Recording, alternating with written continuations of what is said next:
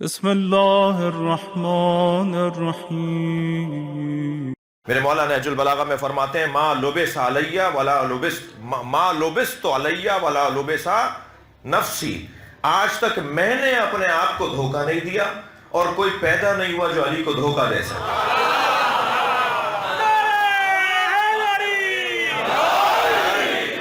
تو یہ جگہ جہاں میں اور آپ بیٹھے ہیں، یہ فرش عزا، یہ امام بارگاہ، یہ مجلس، یہ حسینی مدرسہ بھی ہے اور حسینی شفا خانہ بھی ہے۔ ایک صاحب مجھے جہاز میں ملے، مجھ سے کہنے لگے آپ کروڑوں اربوں روپے خرچ کرتے ہیں، پاکستان کے لوگ اتنی عزاداری کرتے ہیں، اتنا خرچہ کرتے ہیں، یہ سارا خرچہ آپ ایک جگہ پیسے جمع کریں، ایک سال محرم نہ کریں، ایک سال عزاداری نہ کریں اور ساری عزاداری کا پیسہ جمع کر کے ایک ہاسپٹل بنا دیجئے، پوری دنیا کے مریض یہاں علاج کروانے آئیں گے، ہاسپٹل کا نام بھی امام حسین پہ رکھ دیں۔ دوسرے صاحب کہنے لگے کہ ایک بہت بڑی عالمی یونیورسٹی بنا دیجئے، ان پیسوں سے آپ خربوں روپے خرچ کرتے ہیں عزاداری پر۔ تو میں نے اس کو مسکراتے ہوئے دیکھا اور میں نے کہا تم نے نہ بیماریوں کی دوا سمجھی ہے نہ تعلیم کا حل جانا ہے۔ ہم جو امام بارگاہ بناتے ہیں وہ شفا خانہ بھی ہے، وہ عالمی یونیورسٹی بھی ہے۔ یہاں بیٹھنے والا تعلیم لینے بھی آتا ہے اور شفا لینے بھی آتا ہے۔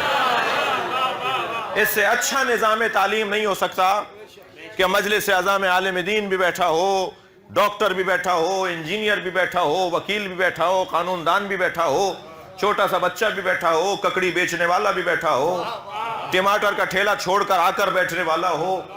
ایسا نظام تعلیم اور کہاں ہوگا کہ جہاں آنے کے لیے لوگ جوتیاں اتار کے آتے ہوں، جی، جہاں بیٹھنے کے لیے وضو کر کے بیٹھتے ہوں، جہاں سیکھنے کا جذبہ لے کر آئے ہیں، جہاں پیسے دے کر تعلیم نہ دی جاتی ہو بلکہ شوق اور دل سے لوگ آ کر بیٹھتے ہوں۔ آپ ذرا غور تو فرمائیں، یہ صرف نظام تعلیم نہیں ہے بلکہ نظام تربیت بھی ہے۔ ہم اور آپ فرش پہ جوتیاں اتار کر آئے نا، جوتیاں، میرے مولا علی نے جوتیوں کا نام رکھا ہے۔ بتاؤں مولا علی نے جوتیوں کا نام کیا رکھا ہے؟ مولا علی نے جوتیوں کا نام رکھا ہے دنیا۔ ہم اپنی دنیا اتار کر آئیں، ہم کچھ بھی ہوں گے یہاں حسین کے فقیر ہیں، تو اپنی دنیا چھوڑ کر آئیں نا۔ اس لیے کہ مولا جوتیاں جب بنا رہے تھے تو ابن عباس نے کہا تھا مولا حاکم شام کو کچھ دن رہنے دیجئے۔ حضرت نے فرمایا میری ان جوتیوں کی قیمت کیا ہے؟ ابن عباس نے کہا مولا کوئی نہیں خریدے گا، اتنے بند لگ چکے ہیں کہ اس کی قیمت نہیں ہے۔ حضرت نے فرمایا تمہاری دنیا سے زیادہ قیمتی ہے۔ علی نے دنیا کو جوتی بولا ہے۔ تو ہم امام بارگاہ میں جب آتے ہیں تو جوتیاں اتار کر آتے ہیں، یعنی دنیا چھوڑ کر آتے ہیں۔ جی، میری جو رہائش ہے وہ باب العلم کے اندر ہے، نارتھ ناظم آباد میں۔ مسجد کے صحن میں دو لڑکے لڑ رہے تھے آپس میں، میں دور سے انہیں کھڑا دیکھ رہا تھا، تو ایک دوسرے پہ چڑھائی کر رہا تھا اور ایک جس کے اوپر چڑھائی کر رہا تھا وہ خاموش ہو کر بار بار یہ کہہ رہا تھا خاموش رہ کر کہ باہر نکل تو بتاؤں۔ ایک لڑکا دوسرے لڑکے سے بدتمیزی کر رہا تھا اور دوسرا یہ کہہ رہا تھا باہر نکل تو بتاؤں۔ میں قریب آیا، میں نے کہا بھائی تم باہر نکل کے کیا بتاؤ گے؟ کہنے لگے مولانا یہ امام بارگاہ یہ لڑنے کی جگہ نہیں ہے۔ صلوات پڑھ لیں ذرا محمد و آل محمد۔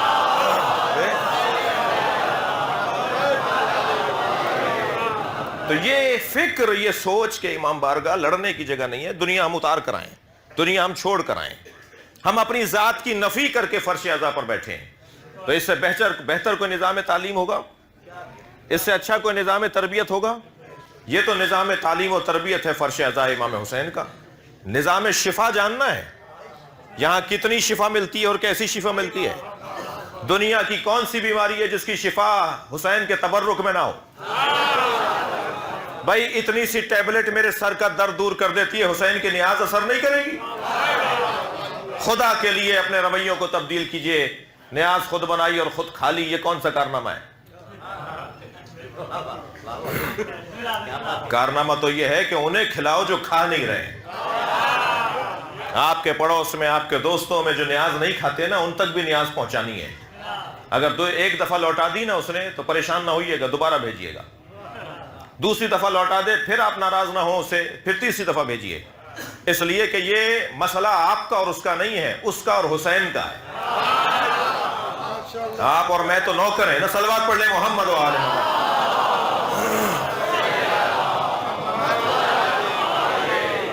اور جب ہم امام حسین کی نیاز اسے تیسری دفعہ بھیجیں گے، میرا یقین ہے، تجربہ آپ کیجئے گا، میں تجربہ کر چکا ہوں، میرا یقین ہے کہ چوتھی دفعہ اب وہ نیاز بھیجے گا آپ کو کہ تم ہی نیاز کرتے ہو کیا، ہم بھی نیاز کرتے ہیں۔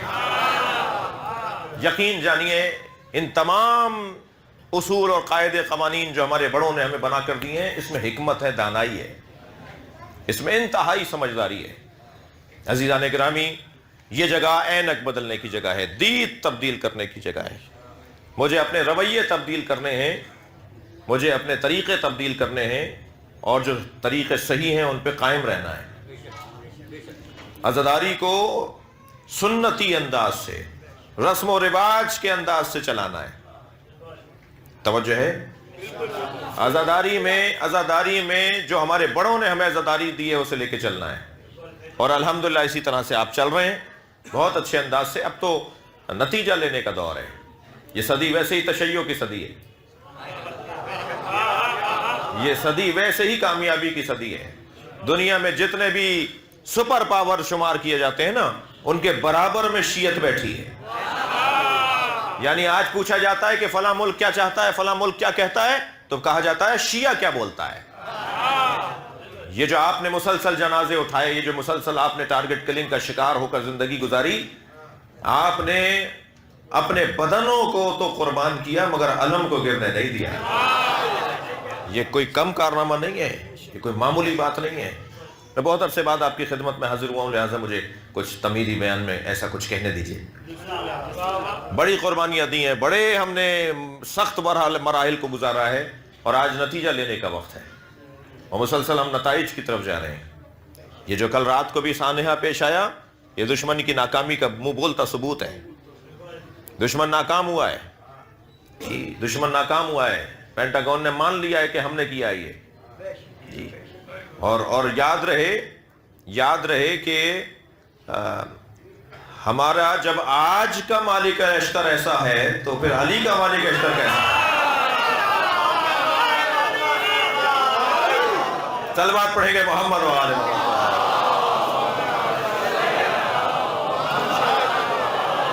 اس سے بلند اور بہتر صلوات نبی کی ذات میں۔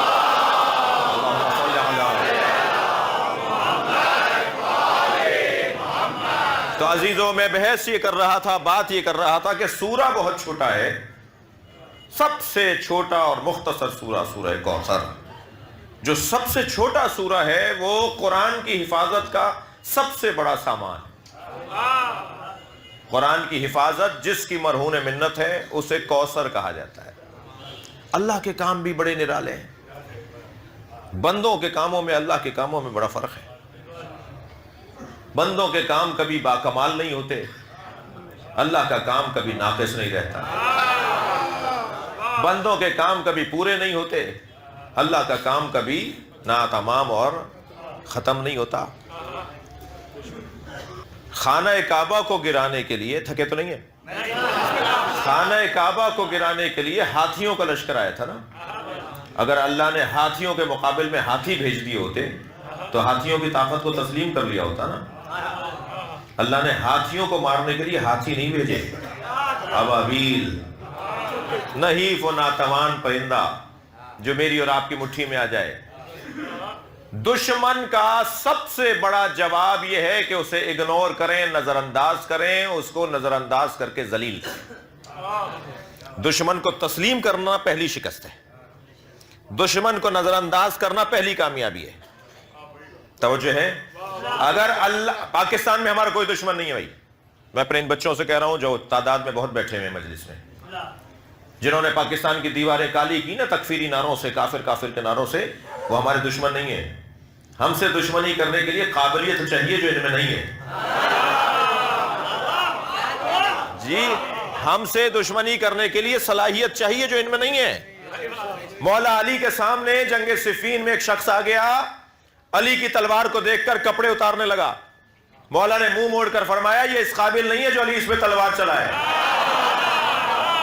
علی سے لڑنے کے لیے کوئی مرد آئے۔ صلوات پڑھیں محمد و آل محمد۔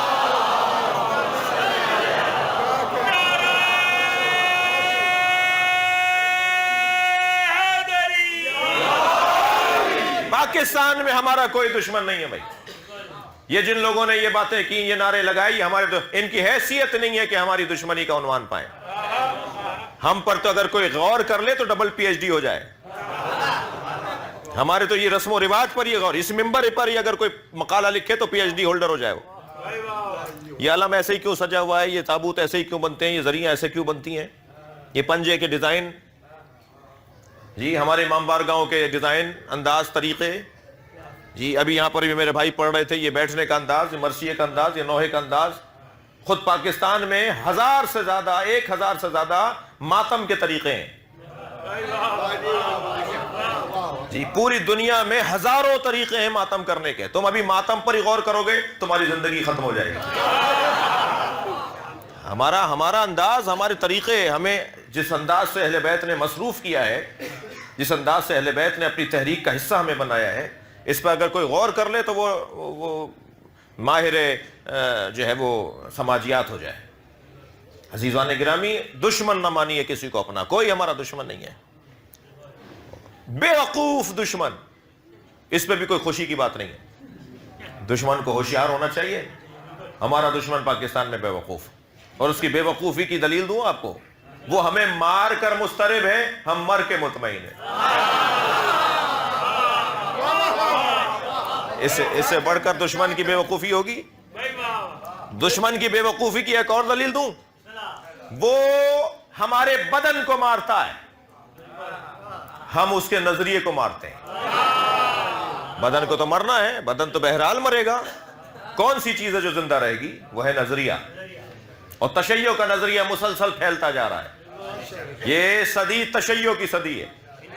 مجھے ایک جملہ کہنی تھی، یہ تشیع فاطمہ زہرا کی صدی ہے۔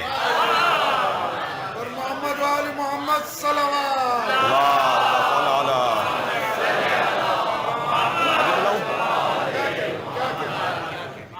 توجہ کر رہے ہیں آپ حضرات؟ لہذا ہم جس مکتب میں، جس مسلک میں، جس سوچ، جس نظریے سے حامل ہیں، اس پہ ہم مطمئن ہیں۔ کون کہاں بیٹھا ہے مجھے اس سے غرض نہیں ہے، مگر ہم جہاں بیٹھے ہوئے ہیں وہاں سے جنت کا رستہ بنتا ہے۔ جی میں ایک رسانے پر تھا، میرے ساتھ ایک مفتی صاحب تھے، وہ بات آئی مولا علی کے فضائل کی، مجھ سے کہنے لگے آپ تو سال بھر مجلسیں پڑھتے ہیں، میں کچھ علی کی شان میں کہہ دوں؟ تو میں نے کہا جی میرا وقت بھی آپ کو ہوا، آپ ہی فرمائیں جو فرمانا ہے۔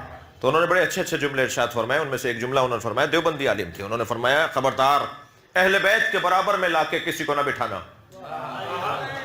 توجہ، بڑا حسین جملہ ہے۔ فرمانے لگے اہل بیت کے برابر میں کسی کو لا کے نہ بٹھانا، اس لیے کہ اہل بیت کے بچے کے پاس جنت کی اونرشپ ہے۔